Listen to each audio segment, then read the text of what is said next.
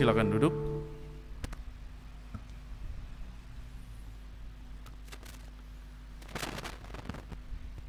Selamat sore, Shalom. Bapak Ibu Saudara yang dikasihi oleh Tuhan Yesus Kristus, tema pada perenungan kita di sore ini adalah berdoa sungguh-sungguh. Sebuah aktivitas iman orang percaya di dalam wujud doa itu adalah sebuah bentuk pergaulan manusia dengan Tuhan yang bisa kita katakan bahwa itu sesuatu yang sangat indah gitu ya. Karena apa? Karena di dalamnya itu ada Roh Allah yang bekerja dan menolong orang yang berdoa itu kepada Tuhan. Nah, pemahaman ini yang harus kita sepakati dulu di awal ya. Jadi kalau orang berdoa, maka itu adalah sebuah aktivitas orang percaya dan di dalamnya ada Roh Allah yang menolong orang itu ya.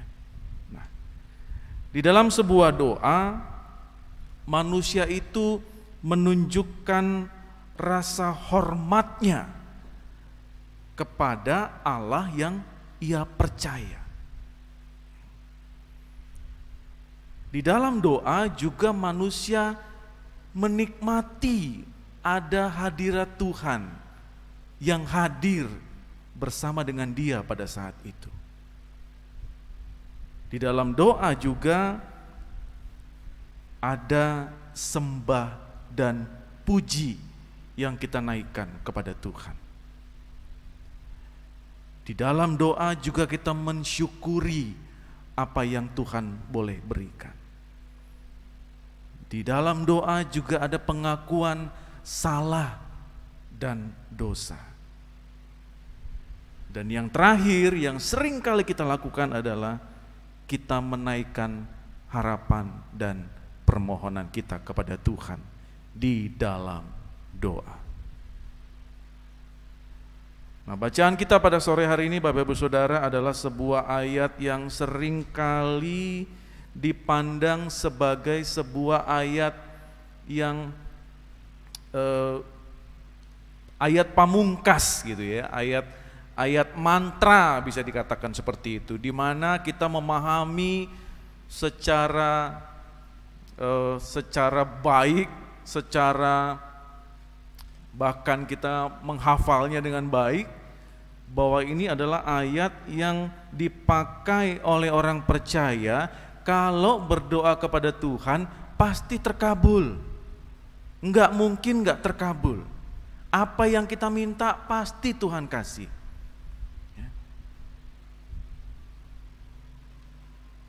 Nah, celakanya Bapak Ibu Saudara, pada saat itu tidak terwujud, nah orang menganggap bahwa ayat ini ternyata salah. Nah, apakah seperti itu? Nah, itu yang akan menjadi perenungan kita pada saat ini. Ada orang berkata bahwa doanya itu tidak pernah dijawab oleh Tuhan. Saya itu sudah berdoa, tapi nggak pernah dijawab. Nggak pernah dapat apa yang saya mau gitu. Lalu orang itu mengklaim bahwa Tuhan nggak benar-benar ada. Karena tidak dikabulkan, dia mengklaim bahwa Tuhan tidak mengasihi saya. Percuma saya mengimani Tuhan. Kalau Tuhan berkuasa, kabulkan dong doa saya. Ya. Sampai pernah ada yang juga berkata seperti itu. Tetapi ternyata tidak, Bapak Ibu Saudara. Kalau orang sudah berdoa, lalu dia tidak diberikan jalan keluar, maka Bapak Ibu Saudara yang harus kita rubah adalah di dalam doa itu ada sebuah jawaban Tuhan yang diberikan kepada kita, yaitu berupa kekuatan berupa kesabaran untuk menanti jawaban Tuhan. Seturut kehendak siapa? Maunya siapa? Yang seringkali terjadi adalah kita meminta jawaban Tuhan, jawaban yang sesuai dengan apa yang manusia mau, bukan apa yang Tuhan mau di dalam hidup manusia. Yang seringkali terjadi adalah apa yang manusia mau. Sehingga pada saat tidak dikabulkan, manusia mengklaim Tuhan gak adil, Tuhan gak ada, Tuhan ternyata tidak punya kuasa apa-apa. Karena kedagingannya tidak terpenuhi oleh Tuhan. Bapak Ibu Saudara yang dikasihi oleh Tuhan Yesus Kristus, kita harus memahami bahwa tidak semua doa itu dipenuhi dan dijawab oleh Tuhan.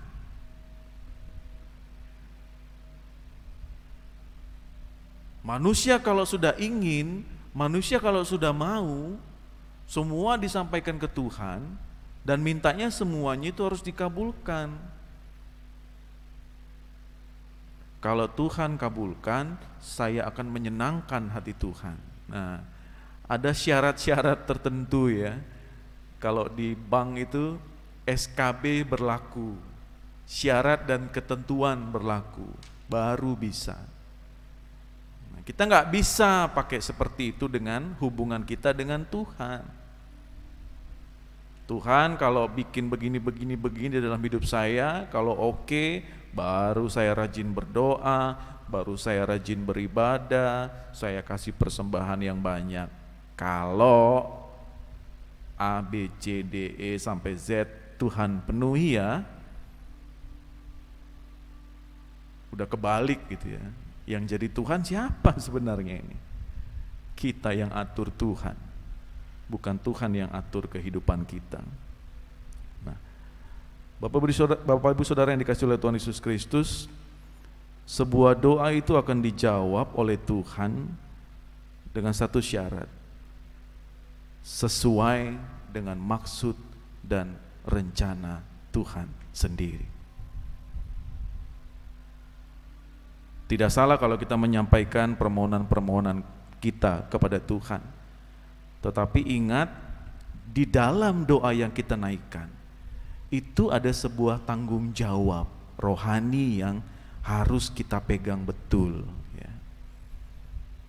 Tanggung jawab yang menandakan segala sesuatu yang kita naikkan, itu kita serahkan sepenuhnya kepada Tuhan. Berlandaskan apa yang Tuhan mau di dalam hidupku, bukan apa yang aku mau.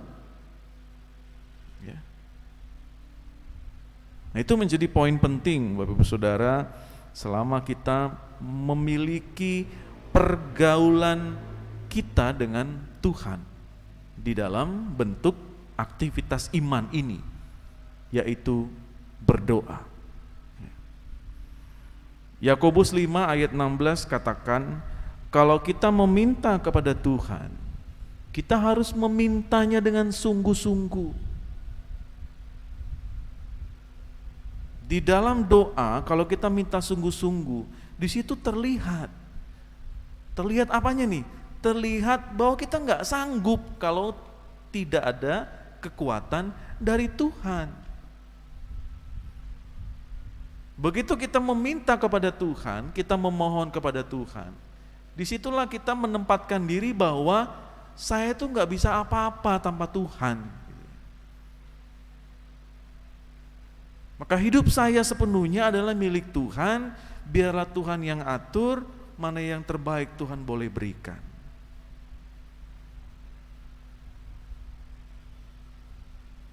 It's okay kalau kita sampaikan apa yang kita mau. Gini loh Tuhan rencana saya.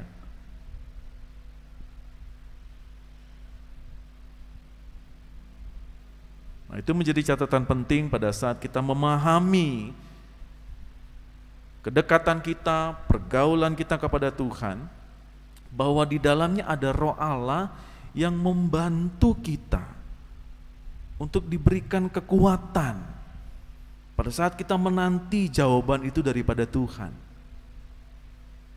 Itu butuh waktu, itu butuh tenaga, itu butuh pikiran, ya kan? Pada saat orang berdoa sedemikian rupa untuk meminta kesehatan, enggak sehat-sehat ku nih. Kapan ku nih sembuh? Lah berkali-kali ku berdoa, enggak sembuh-sembuh. Lalu kita klaim, oh Tuhan ini enggak sayang sama saya. Kita tidak bisa langsung mengambil kesimpulan seperti itu. Celakanya Bapak Ibu Saudara, ada orang-orang Kristen yang hanya sekali berdoa lalu bilang, Tuhan kok nggak kabulkan ya? Mau doanya cuma sekali kok. Sekali berdoa, sekali ke gereja, minta dikabulkannya berkali-kali. Nah, itu yang repot. Ya. Tetapi itu ada di dalam keseharian orang-orang percaya. Mungkin kita juga pernah melakukan seperti itu. Nah, firman Tuhan pada sore ini Bapak Ibu Saudara sekali lagi mau mengingatkan kepada kita, mau menegur kita, mau mengajak kita pada saat kita menantikan jawaban doa, seakan-akan doa itu belum nampak apa yang kita harapkan, bukan berarti bahwa Allah itu tidak menjawab doa kita. Ya, itu poin penting pertama. Bukan berarti bahwa Allah tidak menjawab doa kita. Yang kedua yang harus kita pahami adalah Allah itu sudah memberikan rohnya, Roh Kudus kepada kita, supaya kita bisa diberikan kekuatan, kesabaran, kemampuan untuk menanti jawaban itu, sehingga kita bisa menapaki kehidupan kita dengan kekuatan daripada Tuhan. Nah, itu yang harus kita pegang teguh. Kita akan menjadi kuat, kita akan memahami apa yang Allah mau, bukan manusia mau. Yang ketiga adalah pada saat kita menanti semuanya itu, tetaplah hidup setia kepada Tuhan. Tetaplah hidup taat kepada Tuhan. Tetaplah hidup kudus bersama dengan Tuhan. Maka itu yang harus kita lakukan oleh orang-orang percaya. Sehingga apa? Endingnya adalah itu akan menghasilkan sebuah jawaban doa yang luar biasa indahnya di dalam kehidupan kita. Karena itu semua berasal daripada Tuhan. Karena kita memang memintanya dengan sungguh-sungguh. Dan itu terjadi di dalam kehidupan pribadi kita masing-masing. Mari sekali lagi Bapak Ibu Saudara, kita membaca, kita merenungkan firman Tuhan pada sore hari ini, sehingga setiap kita yang saat ini berada di dalam pergumulan, di tengah-tengah keluarga, di tengah-tengah kehidupan kita pribadi, mungkin di dalam pelayanan, di dalam pekerjaan, di dalam kesehatan, di dalam usaha, keseharian kita, apapun yang kita boleh lakukan, ingat dan pahamilah bahwa kita menjadi orang yang tidak patah semangat. Ya, kita tidak gampang menjadi orang yang patah arang, tetapi hidup kita adalah hidup yang penuh dengan sukacita, semangat daripada Tuhan, hidup yang penuh dengan pengharapan. Kita menatap masa depan itu dengan menyongsong segala sesuatunya dengan sukacita. Kita tahu bahwa Tuhan menyertai kita. Kita tahu bahwa apa yang saya lakukan ini adalah apa yang Allah mau dalam kehidupan kita. Sehingga di dalam setiap doa yang kita naikkan, kita selalu mengimani bahwa jawaban daripada Tuhan itulah yang terbaik buat kehidupan saya. Amin, Bapak Ibu Saudara. Tuhan Yesus memberkati kita semua. Amin.